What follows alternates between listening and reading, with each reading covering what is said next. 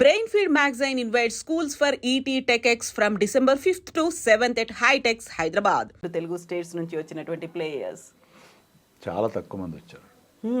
Main thing ఏంటంటే మిగతా teams తీసుకోండి, ఇప్పుడు కర్ణాటక నుంచి చాలామంది ప్లేయర్స్ వచ్చారు, తమిళనాడు నుంచి వచ్చారు, యూపీ నుంచి వచ్చారు, ఢిల్లీ నుంచి వచ్చారు.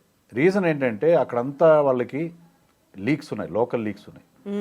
తమిళనాడు ప్రీమియర్ లీగ్ నుంచి దాని నుంచి చాలామంది ఎమర్జ్ అయ్యారు. కర్ణాటకలో మహారాజా కప్ అని జరుగుతుంది, UP premier league, Delhi premier league, Andhra premier league ఉంది. ఉండబట్టి మీకు ఎక్కువ మంది ఇప్పుడు సెలెక్ట్ అయిన 5 ప్లేయర్స్లో ఎక్కువ ఆంధ్ర ప్లేయర్సే ఉన్నారు. హైదరాబాద్ నుంచి ఆర్ తెలంగాణ నుంచి ఇక్కడ ప్రీమియర్ లీగ్ లేదు, లోకల్ స్టేట్ లీగ్ లేదు. అది మెయిన్ రీజన్. స్టేట్ లీగ్ ఉంటే ఏంటంటే ఇప్పుడు మీరు రంజీ ట్రాఫీ తీసుకోండి, రంజీ ట్రాఫీలో తర్వాత విజయ్ హజారే మన డొమెస్టిక్ టోర్నమెంట్లో బాగా ఆడితే ఆ పర్ఫార్మెన్స్ ఆధారంగా మీకు ఇండియాకి ఛాన్స్ వస్తుంది. అలాగే ఇక్కడ కూడా ఐపీఎల్లో మీకు ఛాన్స్ రావాలంటే మీరు ఎక్కడ you have to showcase your talent somewhere. మనకి ఆపర్చునిటీ ఎక్కడ తెలంగాణలో ఆపర్చునిటీ లేదు. సో దానివల్ల ఎక్కువ మంది ప్లేయర్స్ రాలేదు. తెలంగాణలో కూడా ప్రీమియర్ లీగ్ ఉంటే బాగుంటుంది. Andhra premier league last time ఏదో మొక్కుబడిగా జరిపించారు. అప్పటికేంటంటే అక్కడ రాష్ట్ర ప్రభుత్వం మారిపోయింది. మన దగ్గర ఉన్న దౌర్భాగ్యం ఏంటంటే రాష్ట్ర ప్రభుత్వాన్ని ఆధారంగానే టీమ్స్ కూడా ఈ క్రికెట్ అసోసియేషన్ మారిపోతుంది. సో రాష్ట్ర ప్రభుత్వం ఎప్పుడైతే మారిందో లాస్ట్ ఉన్న రాష్ట్ర ప్రభుత్వానికి బ్లెస్సింగ్స్ ఉన్న ఆ గ్రూప్ అంతా వాళ్ళు బయటికి వెళ్ళిపోయారు, కొత్త గ్రూప్ వచ్చింది. ఆ ట్రాన్సిషన్ పీరియడ్లో ఏపీఎల్ జరిగింది, అది మొక్కుబడిగా జరిపించారు. దానివల్ల మనకి ప్రాపర్గా జరగలేదు. బట్ స్టిల్ దాని నుంచే ప్లేయర్స్ లైక్ సత్యనారాయణ రాజు, పైలా అవినాష్, త్రిపురాన విజయ్ ఇలాంటి ప్లేయర్స్ అక్కడ గుర్తింపు రావడంతో వాళ్ళని టీమ్స్ పికప్ చేయడం జరిగింది. సో పాలిటిక్స్ అనేవి డైరెక్ట్గా ఇన్సైడ్ లేకపోయినప్పుడు కూడా బయట నుంచి మాత్రం కనిపిస్తూ ఉంటాయి. అది ఎఫెక్ట్ అనేది చాలా ఎక్కువ చూపిస్తుంది. డెఫినెట్గా క్రికెట్లో మనం అనుకుంటాం అంతా కూడా మెరిట్ మీద జరుగుతుంది. చాలా రాజకీయాలు ఉంటాయి. ఈవెన్ ఐపీఎల్ టీమ్ సెలక్షన్స్లో కూడా మీకు టాలెంట్ ఉంటే సరిపోదు, మిమ్మల్ని పుష్ చేయాలి.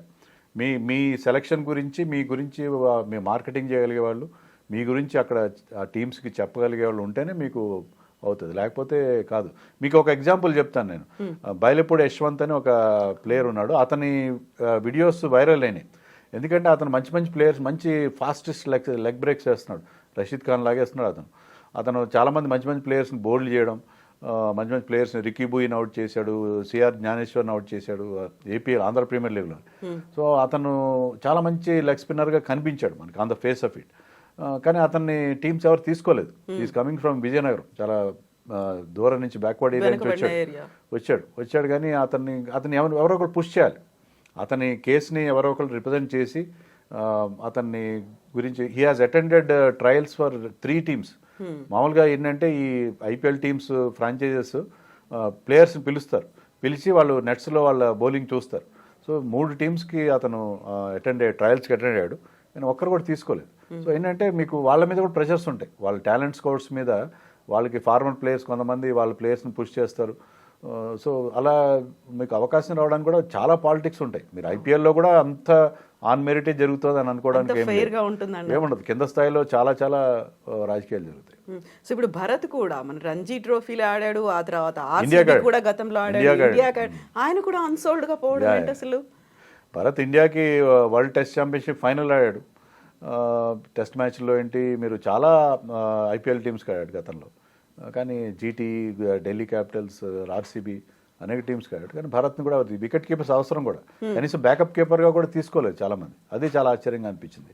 సో ఆ టైంలో అంటే లాస్ట్ మినిట్ అయ్యేసరికి వాళ్ళ దగ్గర మనీ లేకపోవడమా, ఇంట్రెస్ట్ లేకపోవడమా, మీరు చెప్పినట్టుగా వికెట్ కీపర్లో కొరత ఉంది అనుకున్నప్పుడు ఒక బ్యాకప్ అన్న పెట్టుకోవాలి అనేటువంటి ఆలోచన ఎందుకు రాలేదంటారు? 10 టీములు అంటే బేస్ ప్రైస్ కూడా వీళ్ళు కొంచెం హై పెట్టుకుంటారు. ఫార్మర్ ఇండియా ప్లేయర్స్ ఏంటంటే బేస్ ప్రైస్ హై పెట్టుకుంటారు. అలా కాకుండా మీకు ఇంకొక బ్యాకప్ కీపర్ 30 లక్షలకు దొరికేస్తుంటే వాళ్ళ కోసం వెళ్తారు. ఎందుకంటే మెగా ఆక్షన్లో అందరికీ మనీ పర్స్ చాలా టైట్ అయిపోవడం మనం చూసాం.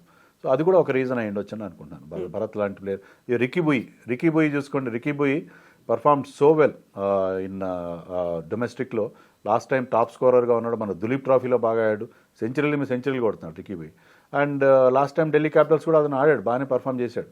రికీ బూయిని కనీసం అన్సోల్డ్ అయ్యడానికి చాలా ఆశ్చర్యంగా అనిపించింది. సో డొమెస్టిక్లో పర్ఫామ్ చేసి ఈ ఫార్మాట్లో బాగా ఆడి కూడా, అండ్ హీఈస్ ఆల్సో కీపింగ్ కూడా చేస్తాడు. రికీ బూయిని కూడా ఎవరు తీసుకోలేదు. సో 2025 ఆప్షన్లో సిరాజ్ మినహా మిగతా 4 నిన్న సెకండ్ డే మాత్రమే వాళ్ళు సోల్డ్ అయ్యారు, వాళ్ళని టీమ్స్ ఎన్నుకున్నాయి. వాళ్ళు కూడా బేస్ ప్రైస్ 30 lakhs మాత్రమే ఉంది అందులో. అంటే ఓన్లీ అలా స్టాండ్ బై కింద తీసుకున్నారంటారా, అసలు వాళ్ళకి ఛాన్స్ అనేది ఇస్తారా? అది వాళ్ళ చేతిలో ఉంటుందండి. ఇప్పుడు ఒకసారి మీరు టీంలోకి వెళ్ళిపోయిన తర్వాత నెట్ బౌలర్గా వెళ్ళినా సరే మీరు ఏంటంటే ఇంప్రెస్ చేస్తే మీకు తర్వాత స్క్వాడ్లోకి వస్తారు. ఒకసారి మీ స్క్వాడ్లోకి వచ్చిన తర్వాత మీకు నెట్స్లో బౌలింగ్ చేయడం, బ్యాటింగ్ చేయడానికి అవకాశం వస్తుంది. అక్కడ కనుక మీరు ప్రూవ్ చేసుకుంటే ఎవరు ఆపలేరు. ఒకసారి మీకు ఎంట్రీ దొరికిన తర్వాత యూ హ్యావ్ టు పర్ఫామ్. మీరు 30 lakhsకి వెళ్ళారా, రింకు సింగ్ కూడా 30 lakhs వెళ్ళిన వాడే. సో అతను ఎప్పుడైతే ప్రూవ్ చేసుకున్నాడో, తిలక్ వర్మ కూడా చాలా తక్కువ అమౌంట్కి వెళ్ళినవాడే. సో వాళ్ళు ఎవరైతే ప్రూవ్ చేసుకుంటారో వాళ్ళు ఆటోమేటిక్గా వాళ్ళు క్లిక్ అయ్యే అవకాశం ఉంటుంది. సో ఒక్కసారి ఎంట్రీ దొరకడమే ముఖ్యంగా సత్యనారాయణ రాజు లాంటి ఒక బౌలర్కి ముంబై ఇండియన్స్లో రావడం. ముంబై ఇండియన్స్లో ఆ ఫ్యామిలీలోకి వెళ్తే మీరు ఒక్కసారి వెళ్తే మీరు బాగా పర్ఫామ్ చేస్తే వాళ్ళు మిమ్మల్ని వదిలిపెట్టరు. మీరు లైఫ్ సెట్ అయిపోతుంది. మీరు లైఫ్ లాంగ్ ఆ ముంబై ఇండియన్స్ ఫ్యామిలీతోనే ఉంటారు. సో అది చాలా తిలక్ వర్మకి ఆ అదృష్టం లభించింది. తిలక్ వర్మ ముంబై ఇండియన్స్కి ఆడాడు, ఇండియాకి ఆడాడు. ఇప్పుడు అతను ఒక టాప్ ప్లేయర్గా ఎమర్జ్ అయ్యాడు. సో అలాగే సత్యనారాయణ రాజు లాంటి ఒక ప్లేయర్కి ముంబై ఇండియన్స్లో ఛాన్స్ రావడం చాలా గొప్ప విశేషం. సో అక్కడ బాగా ఆడితే చాలా మంచి. అలాగే పైలా అవినాష్ పంజాబ్కి వెళ్ళాడు. సో పంజాబ్లో రికీ పాండింగ్ లాంటి ఒక టాప్ క్లాస్ కోచ్ ఉన్నాడు. అతను కనుక ఇంప్రెస్ చేయగలిగితే మీరు డెఫినెట్గా మీకు స్కై ఇస్ ద లిమిట్, మీకు మంచి బంగారు భవిష్యత్తు ఉండే అవకాశం ఉంటుంది. సో రిటైన్ చేసుకున్న దాంట్లో ఒక నితీష్ కుమార్ ఉన్నారు, ఆ తర్వాత తిలక్ వర్మ, ఇద్దరు ఉన్నారు. ఇద్దరు పర్ఫార్మెన్స్ ఈ మధ్య జరిగినటువంటి T20లో చూసాము, ఆ తర్వాత టెస్ట్ మ్యాచ్ల్లో కూడా చూసాము. సో వాళ్ళ పర్ఫార్మెన్స్, ఆ కన్సిస్టెన్సీ అనేది దానికి అండ్ ఐపీఎల్లో జరిగేటువంటి ఈ మ్యాచెస్కి ఏమైనా తేడా కనిపిస్తుందా, ఎలా ఉంటుంది అనుకుంటున్నారు? అంటే వాళ్ళిద్దరు కూడా ఐపీఎల్ ద్వారానే వాళ్ళు సక్సెస్ అయ్యారు. తిలక్ వర్మ సన్ రైజర్స్ లాంటి టీం తిలక్ వర్మ కోసం స్టార్టింగ్లో కొంత బీటింగ్ చేసి ఆపేశారు. But Tilak Varma Sunrisers కుంటే బాగుండేది. బట్ ముంబైకి వెళ్ళడం వల్ల రోహిత్ శర్మ అండర్లో ఆడడం, రోహిత్ శర్మ అతని గురించి చాలా బాగా చెప్పడం. రోహిత్ శర్మ ఒక స్టేజ్లో ఏం చెప్పాడంటే ఈ ఫార్మాటే కాదు, అతను టెస్ట్ మ్యాచ్లు కూడా ఆడగలుగుతాడు, వన్ డేస్ అన్ని ఫార్మాట్స్ పనికొచ్చే ప్లేయర్ అని చెప్పి అతను ఓపెన్గా చెప్పడం జరిగింది. సో అలాంటి టీంలో ముంబై ఇండియన్స్లో top class player Suryakumar Yadav ఉన్నాడు. సో అలాంటి ప్లేయర్స్తో కలిసి ఆడితే rubbing shoulders with such great players, అది వాళ్ళని నెక్స్ట్ లెవెల్కి తీసుకెళ్ళిపోతుంది. సో అందుకనే తిలక్ వర్మ అక్కడి నుంచి ఇండియాకి వెళ్ళాడు. మొన్న రీసెంట్గా వరుసగా 2 సెంచరీస్ T20 ఇంటర్నేషనల్ సౌత్ ఆఫ్రికాలో కొట్టడం అంటే against top class bowling attack, extraordinary performance. అలా నితీష్ కుమార్ రెడ్డి ఈ సంవత్సరం అతను మర్చిపోడు. ఎందుకంటే ఐపీఎల్లో బాగా పర్ఫామ్ చేశాడు, T20sలో ఇండియాకి ఛాన్స్ వస్తే అక్కడ బాగా పర్ఫామ్ చేశాడు. ఇప్పుడు టెస్ట్ మ్యాచ్లో మనం సాధించిన ఒక incredible win in Perth test, దాంట్లో అతను కీలకమైన రోల్ ప్లే చేశాడు. ముఖ్యంగా ఫస్ట్ ఇన్నింగ్స్లో మనం 150 runs చేస్తే అతను టాప్ స్కోరర్ 41 runs చేశాడు. అతను రిషబ్ పంత్ వాళ్ళిద్దరి పార్ట్నర్షిపే చాలా కీలకం. అల్టిమేట్గా మనకి ఆ 46 runs ఫస్ట్ ఇన్నింగ్స్ లీడ్ రావడానికి కారణం నితీష్ రెడ్డి పర్ఫార్మెన్స్. సో ఎక్కడి నుంచి ఎక్కడికి వెళ్ళిపోయాడు ఈ ఇయర్లో నితీష్ రెడ్డి. అతని గురించి కూడా ఎవరికి తెలియదు ఒకప్పుడు. Now he has become a over night star అయిపోయాడు. సో ఐపీఎల్లో మీకు ఒక అవకాశం వస్తుంది. యంగ్ ప్లేయర్స్ అందరూ దృష్టిలో పెట్టుకోవాల్సింది ఏంటంటే మీకు ఒక ఎంట్రీ లభిస్తుంది. ఆ ఎంట్రీని కనుక మీరు బాగా పర్ఫార్మెన్స్గా కన్వర్ట్ చేసుకోగలిగితే మీరు ఎక్కడి నుంచి ఎక్కడికి వెళ్ళిపోతారు, మీ లైఫ్ సెట్ అయిపోతుందని వాళ్ళు గుర్తుపెట్టుకోవాలి. సో ఎస్ఆర్హెచ్ అనగానే మన వాళ్ళ తెలుగు వాళ్ళు ఎంతమంది ఉంటారు అనుకున్నప్పుడు సిరాజ్ ఉంటాడేమో అనుకుంటే మిగిలింది కేవలం నితీష్ కుమారే అనుకుంటాను. నితీష్ కుమార్ ఈజ్ ఫ్రమ్ ఆంధ్ర, హైదరాబాద్ నుంచి ఎవరిని తీసుకోలేదు. గతంలో కొంతమంది పొలిటీషియన్స్ కూడా వాళ్ళకి ఒక థ్రెట్ ఇవ్వడం జరిగింది. బట్ అట్లీస్ట్ ఒక్క తెలుగు ప్లేయర్ ఉన్నాడు, అతను చాలా కీ ప్లేయర్, అతను రిటైన్ చేసుకున్నారు. దానికి వీ షుడ్ ఫీల్ హ్యాపీ. ఒకటేంటంటే ఈ ఆక్షన్లో మీరు తీసుకోవాలి, డెఫినెట్గా తెలుగు ప్లేయర్స్ని తీసుకోవాలి, ఇంపార్టెన్స్ ఇవ్వాలి. వాళ్ళ లెక్కలు వేరే ఉంటాయి, వాళ్ళు ఏంటంటే వాళ్ళ రిక్వైర్మెంట్ వేరే ఉంటుంది, దాన్ని బట్టి తీసుకుంటారు. But at least you should ensure 1 player. మీరు ఇప్పుడు ఆర్సీబీ మీద కూడా అలాంటి క్రిటిసిజం వచ్చింది. బట్ దే హ్యావ్ ఫైనల్లీ మొదట్లో కాకపోయినా దేవదత్ పడిక్కల్ తీసుకున్నారు, తర్వాత మనోజ్ భండాగే అనే ఒక లోకల్ ప్లేయర్ అతను తీసుకున్నారు. సో ప్రతి టీం కూడా ఈవెన్ అశ్విన్, చెన్నైలో మనం చెన్నై వాళ్ళకి ఎక్కువగా ఫీలింగ్ ఉంటుంది, మనకున్న దానికంటే కూడా తమిళనాడు వాళ్ళు వాళ్ళ రాష్ట్రాన్ని వాళ్ళ భాషను ఎంతో ప్రేమిస్తారు. కానీ వాళ్ళకు కూడా వాళ్ళ లోకల్ ప్లేయర్స్ లేని పరిస్థితి గతంలో మనకు అనిపించింది. బట్ అశ్విన్కి వాళ్ళు ఆల్మోస్ట్ 10 కోట్లు పెట్టి అశ్విన్ని మళ్ళీ బైబ్యాక్ చేశారు. So I think even Simarjeet Singh, Gurbhajan Singh ఎవరో ఒక fast bowler, Punjabi but plays for Chennai, అతను కూడా వాళ్ళు తీసుకున్నారు. సో 1 or 2 players తీసుకోవాలి అని ఒక రూల్ పెడితే కూడా బాగుంటుంది. ఎందుకంటే ఆ లోకల్ ఫ్లేవర్ అనేది ఉండాలి. సో ఇన్ని రూల్స్ పెడుతున్నారు ఐపీఎల్లో.